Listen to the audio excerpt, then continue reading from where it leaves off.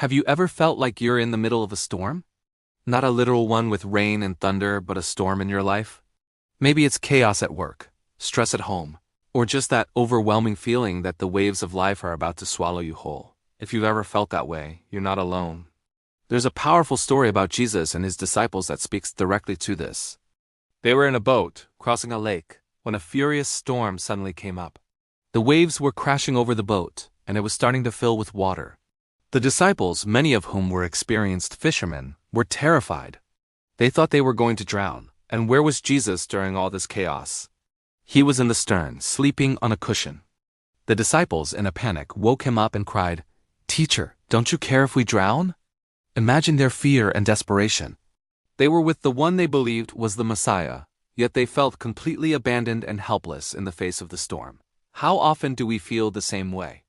We pray, we have faith, but when the storms of life hit, our first reaction is often fear and doubt. We might even ask God, "Don't you see what I'm going through? Don't you care?"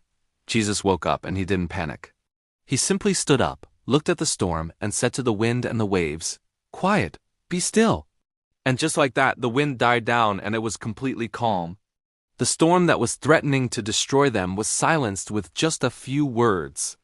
Then, he turned to his disciples and asked, "Why are you so afraid? Do you still have no faith?" It's a question that echoes through the centuries and speaks to us today. This story isn't just about a weather event that happened 2,000 years ago. It's a profound lesson about where we can find peace. The disciples had Jesus right there in the boat with them, yet they focused on the storm.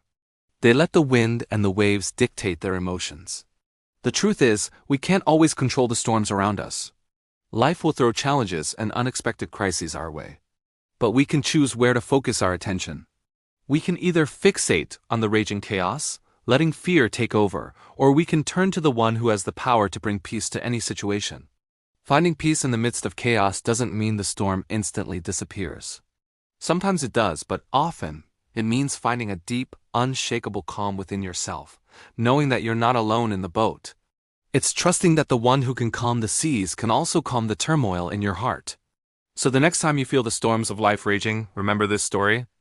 Remember that peace isn't the absence of trouble, but the presence of the one who is greater than any storm. Thanks so much for watching. If this message resonated with you, please give this video a thumbs up and consider subscribing for more content like this. Take care, and we'll see you in the next one.